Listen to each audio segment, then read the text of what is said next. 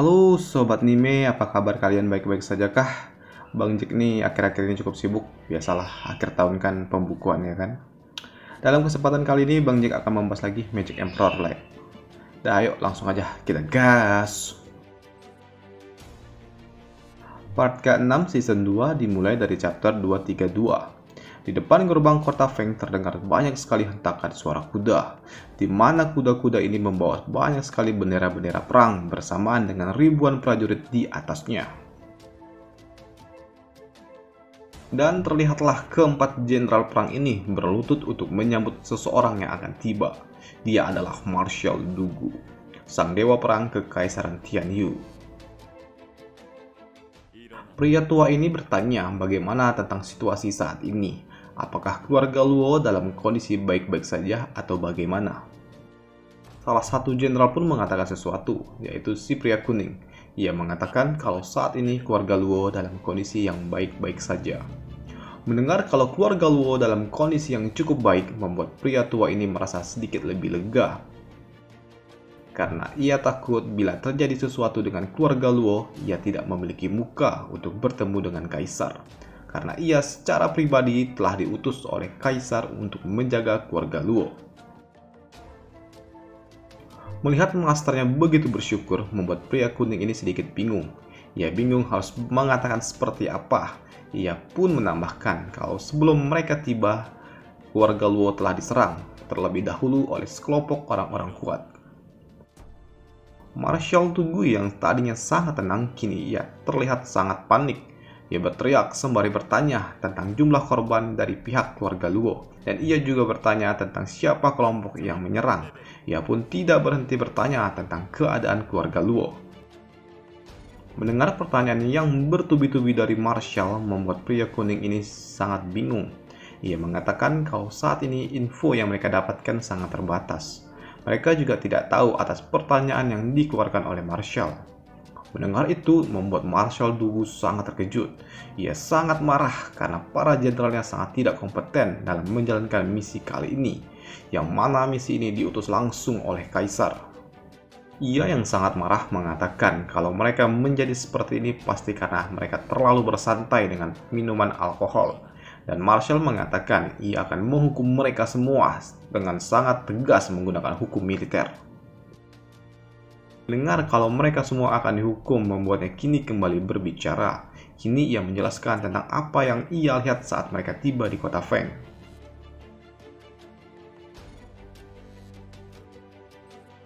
Mendengar semua penjelasan dari jenderalnya membuat Marshal Dugu sedikit terkejut. Ia juga bertanya bagaimana mungkin ada arai tingkat 5 di kota kecil seperti ini. Kini ia sendiri pun melihat ke arah gunung tempat keluarga Luo berada. Ia melihat kalau gunung ini dilindungi oleh arai tingkat 5 yang sangat kuat. Kini ia pun sadar kenapa kaisar sangat risau dan memanggil dirinya untuk melihat langsung dan melindungi keluarga Luo. Ia juga mengatakan sangat wajar bila ada arai tingkat 5, pantas saja para jenderal tidak dapat menembusnya. Si pria rambut merah ini pun menolak kalau dirinya beserta saudaranya dikatakan tidak dapat menembus area itu. Ia mengatakan bila tidak dihentikan oleh saudaranya, ia pasti sudah menembus area itu. Mendengar itu membuat Marshal marah. Ia mengatakan bila hal itu kau lakukan, ia sendiri akan memenggal kepala si rambut merah. Pria rambut kuning ini mengatakan kalau kepala pelayan keluarga Luo tidak mengizinkan mereka untuk masuk hingga Marshal sendiri yang tiba. Dan itu sepertinya memiliki arti kalau mereka hanya ingin mengundang Marshal. Mendengar itu membuat Marshal sedikit tertawa karena ia ke kota ini hanya untuk menjalankan perintah kaisar dan tidak memiliki niat untuk mengunjungi keluarga Luo. Tapi melihat ada orang-orang kuat dari keluarga kelas 3 membuatnya kini sedikit tertarik. Kini ia memberikan suatu perintah untuk para tentara membuat suatu perkemahan berjarak 20 mil dari gerbang kota karena para tentara tidak diizinkan untuk memasuki kota. Jenderal ini pun mengatakan sesuatu agar Marshal Dugu nantinya tidak perlu tersinggung dengan sifat dari kepala pelayan keluarga Luo karena ia bersikap sangat berhati-hati dan mungkin saja ia akan menjawab semua pertanyaan Marshal dengan sangat singkat. Dugulin, si pria kipas, memberikan pendapatnya. Ia mengatakan kalau sebenarnya sifat pelayan keluarga Luo bukanlah sifat berhati-hati, tapi lebih seperti memiliki maksud khusus. Seperti ingin bertemu dengan Marshall, tapi mereka juga belum tahu maksud utamanya seperti apa. Marshall Dugu pun setuju dengan pemikiran dari Lin. Ia juga memuji Dugulin karena dapat memahami situasi yang ada dan bersikap sangat tenang daripada saudara lainnya.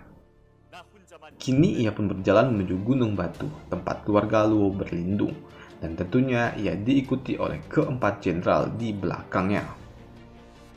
Di depan area tingkat 5, Marshal Dugu pun berteriak kalau kini dirinya telah tiba di depan gerbang. Dari dalam gerbang keluarlah kepala pelayan keluarga Luo yang memperkenalkan diri sebagai Zhu Fan, kepala pelayan keluarga Luo. Ivan dengan sangat sopan ia memperkenalkan dirinya dan memberikan salam.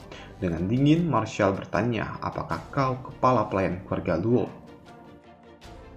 Ia menambahkan kalau dirinya mendengar kalau Ivan telah meragukan identitas keempat jenderalnya. Dan kini, apakah Ivan bisa mengkonfirmasi kalau orang tua yang ada di hadapannya adalah Marshal Dugu yang asli? Dengan sopan, Ivan pun mengatakan kalau Marshal Dugu adalah salah satu dewa perang yang masih hidup dan tidak akan ada orang yang berani memalsukan identitasnya. Ivan pun terus-terusan saja memuji Marshal. Ia juga mengatakan kalau dirinya tidak akan bisa memalsukan aura yang tidak terkalahkan itu. Bahkan bila aura itu palsu, ia tidak akan dapat memalsukan kehidupan militer serta aroma-aroma pria yang baru saja kembali dari medan perang. Ivan yang terus-terusan memuji Marshall membuat dirinya gerah. Kini Marshall pun mengatakan kalau memang ada orang yang hebat di kota kecil ini. Ia sangat kagum. Kini ia pun bertanya apakah sekarang dirinya diizinkan masuk untuk memberi hormat kepada tuan dari keluarga Luo. Dengan senang hati, Ivan mengatakan, kami telah menunggumu.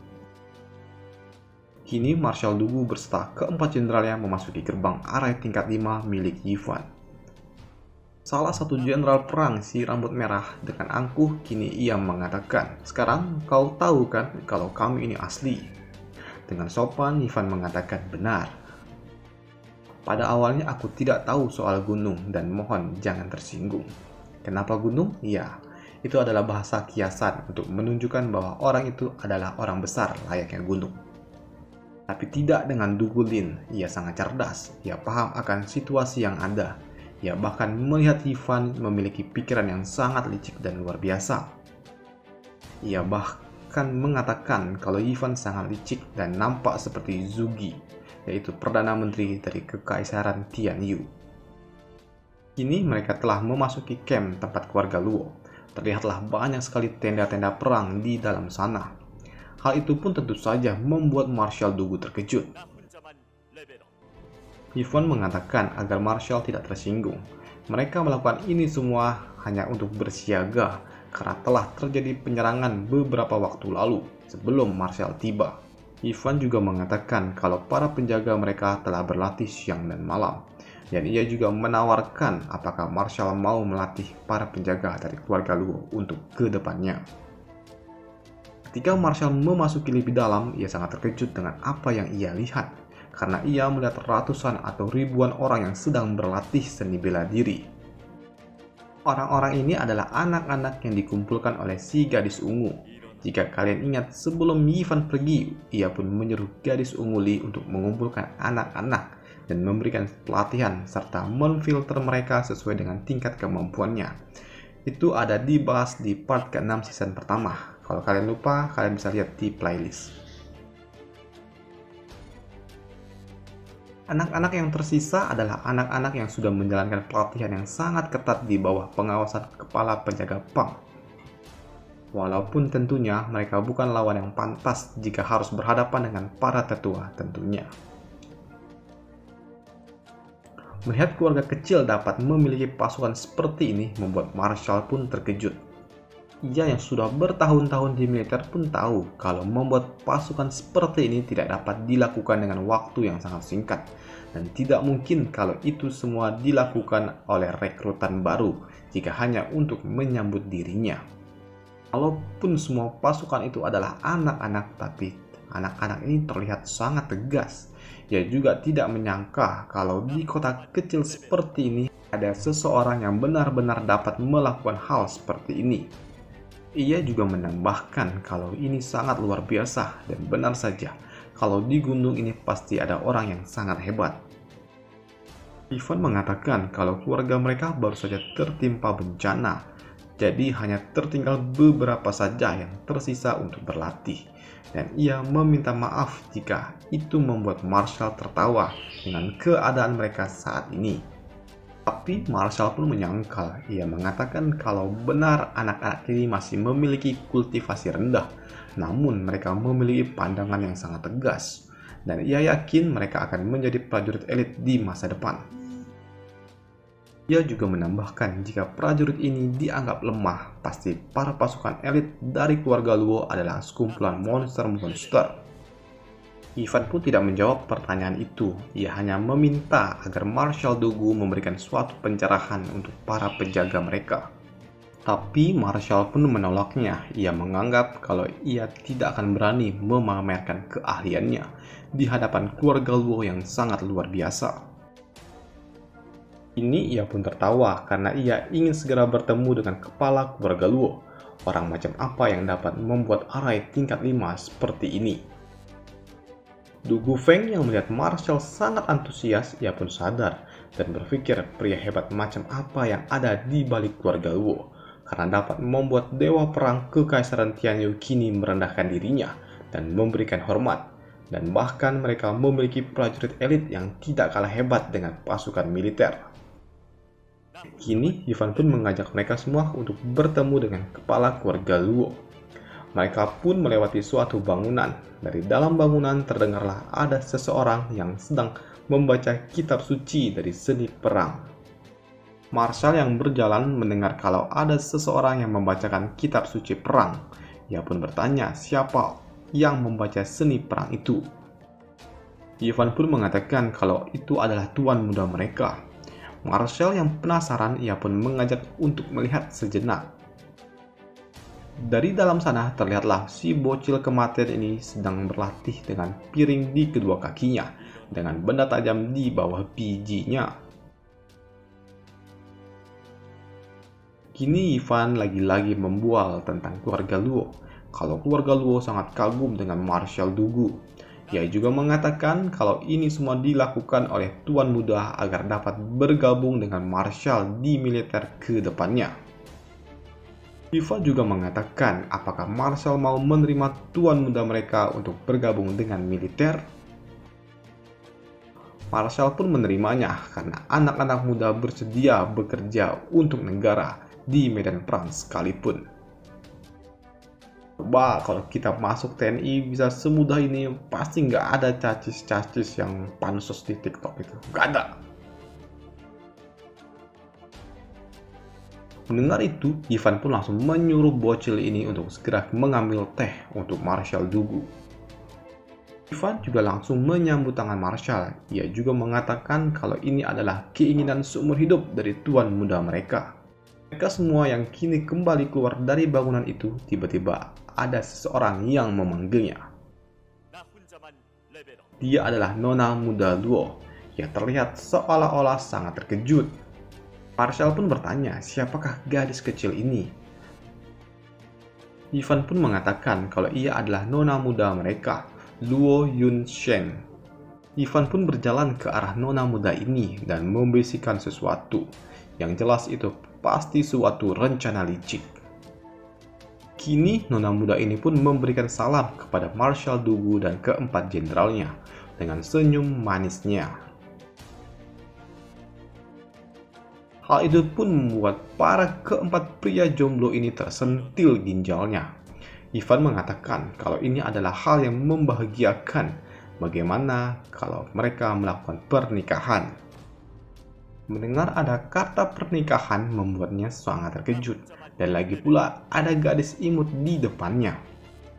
Nona ini mengatakan untuk tidak khawatir, karena ia meyakinkan kalau ayahnya pasti akan sangat setuju. Dan itu memang adalah suatu harapan keluarga mereka selama bertahun-tahun.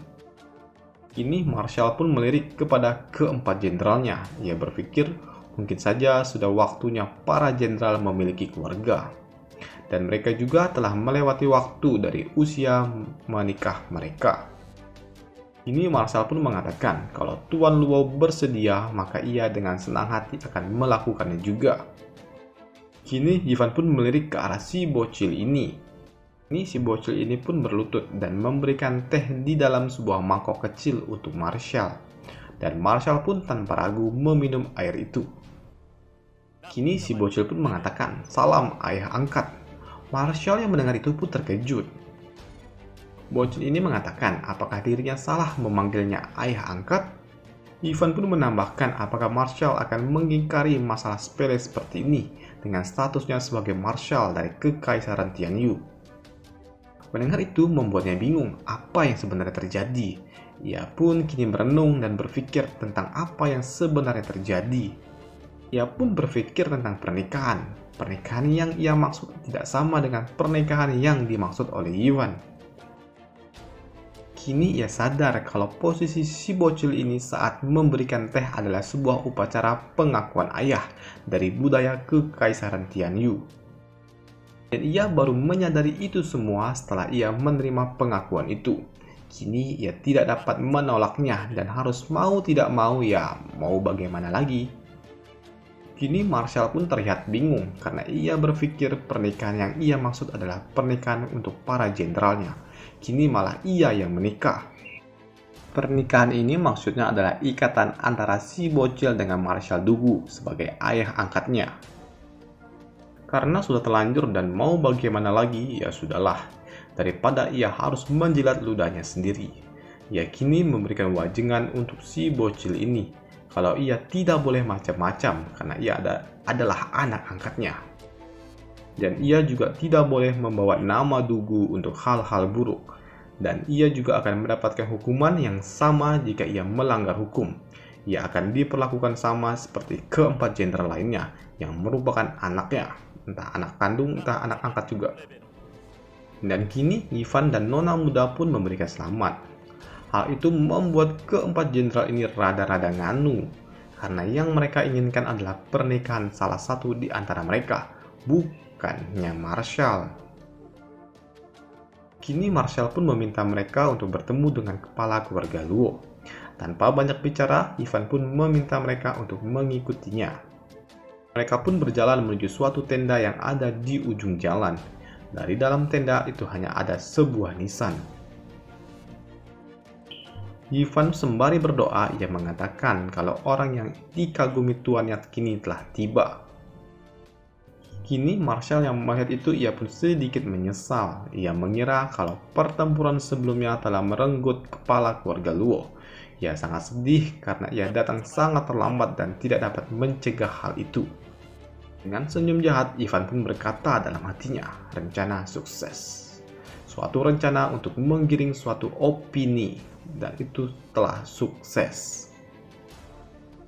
Kini Marshal berserta keempat jenderalnya pun berdoa untuk kepala keluarga Luo.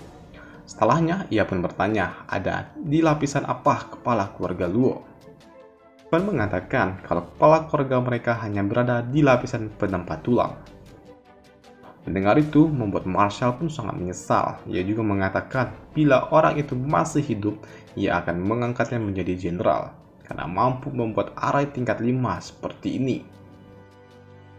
Hal itu pun tentu saja membuat Ivan terkejut. Ia berpikir untung saja ia tidak mengaku kalau dirinya yang membuat arai tingkat 5 ini. Jika tidak, ia pasti sudah ditangkap dan diseret untuk menjadi tentara. Dan itu adalah hal yang sangat merepotkan. Kini Marshal pun bertanya siapa yang melakukan hal seperti ini.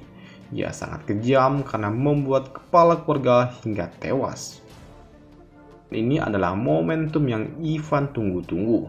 Ivan mengatakan kalau awalnya mereka memiliki 100.000 pasukan dan kini hanya tertinggal 10.000 saja.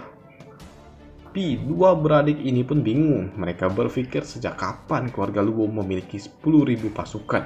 Jangankan 100.000, 10.000 saja tidak punya.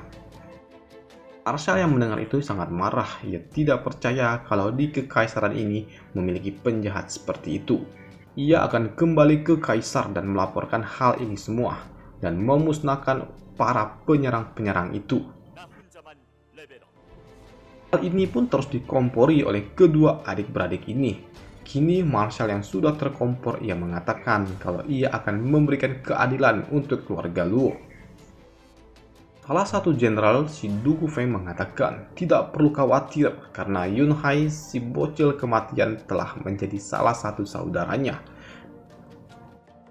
Mendengar kakak tertuanya yang begitu agresif, membuat saudara lainnya pun menganggap kalau kakaknya ini terlalu gercep terhadap wanita cantik. Dan lagi-lagi ia pun kembali ingin merangkul Nona Luo dengan menggunakan tangannya. Namun tangannya kali ini dihentikan oleh Ivan yang tiba-tiba muncul. Hal itu pun tentu saja membuatnya hilang nafsu. Kini Marshal pun bertanya kembali siapa orang-orang ini. Orang-orang macam apa yang menyerang keluarga Luo? Ivan mengatakan kalau salah satu orang itu berasal dari lembah Yaoming. Mendengar itu membuat Marshal terkejut. Ini Marshal pun merenung sejenak. Kalau 7 keluarga agung memang sangat tidak mudah untuk digoyang, dan tidak heran kalau kaisar memintanya untuk datang secara langsung. Melihat mata yang berbinar-binar seperti ini membuat Marshal bingung. Ya, mau bagaimana lagi? Ia sudah terlanjur dan tidak dapat dihentikan lagi. Ivan pun langsung bertanya kapan Marshal akan mengirimkan tentaranya untuk melindungi keluarga Luo. Marshal yang mendengar itu ia pun bingung karena lawannya kali ini bukanlah sembarangan orang. Dugulin pun kini bersuara. Ia bertanya apa Ivan memiliki bukti kalau memang lembah Yaoming yang menyerang mereka. Jika mereka menyerang lembah Yaoming tanpa suatu alasan, ia yakin kalau mereka akan mendapatkan kritik dari seluruh dunia. Dan hal itu dibenarkan oleh Marshal. Kini Marshal pun bertanya apakah kalian memiliki bukti. Ivan pun bingung untuk memberikan bukti karena ia telah mengeksekusi para tetua yang mencoba memasuki kediamannya. Dan kalau mereka juga tahu para tetua yang ada di tahap Shenzhou saja bisa tewas dengan mudah, apakah Marshal dan Kaisar akan tetap mendukung keluarga Luo? Ivan pun memilih untuk mengatakan kalau orang-orang dari lembah Yaoming telah kabur tanpa meninggalkan jejak. Karena mereka tidak memiliki bukti, Pak Tua ini pun tidak dapat bergerak. Namun sebelum ia menyelesaikan bicaranya, ia pun dipotong kembali oleh Ivan. Ia mengatakan kalau keluarga Cai, si bangsawan lokal, telah menghubungi lembah Yaoming dan bersekutu dengannya. Seharusnya hal itu dapat dijadikan bukti. Namun Du Gufeng mengatakan kalau hal itu tidak cukup untuk menjadikan bukti yang sangat kuat karena hanya ada dari satu sudut pandang. Marshal mengatakan kalau ia tidak dapat bergerak kalau buktinya terlalu lemah. Karena untuk memusnahkan lembah Yaoming bukan hal yang mudah dan bukan hal yang main-main. Ivan pun bingung harus melakukan apa untuk meyakinkan Marshal Dugu untuk menghapus lembah Yaoming dari kekaisaran Tianyu. Karena Ivan ingin membuat Marshal Dugu dan militer yang bertarung untuk dirinya dan keluarga Luo. Sungguh orang yang sangat licik.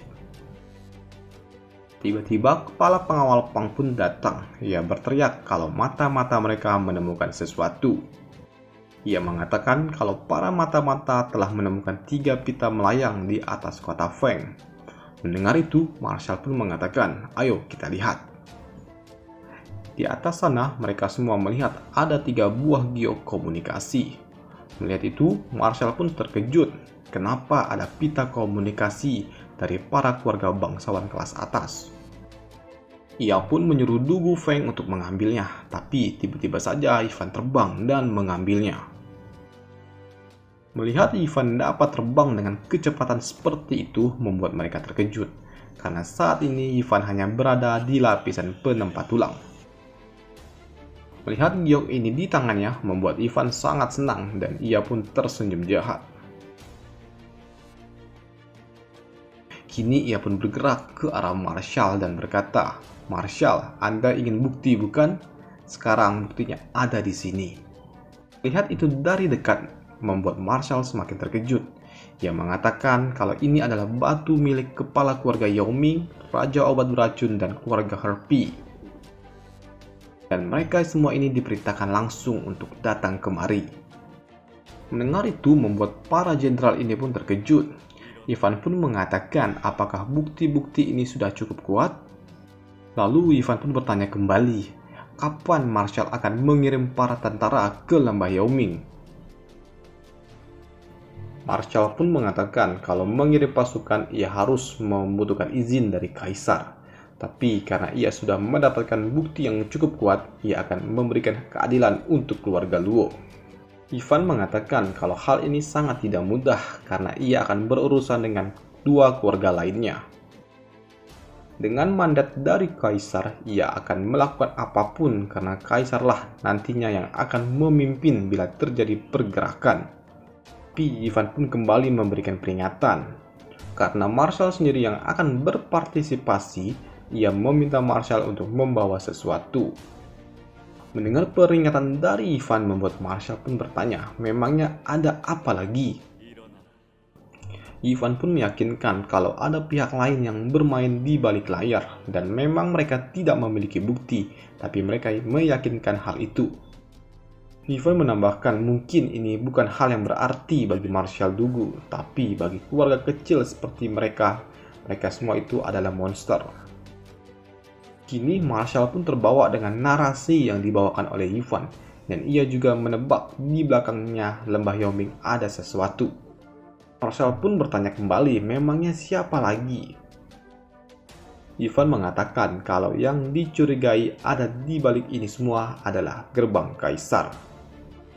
Mendengarkan spekulasi kalau gerbang kaisar ada di balik ini semua membuat Marshall pun terkejut.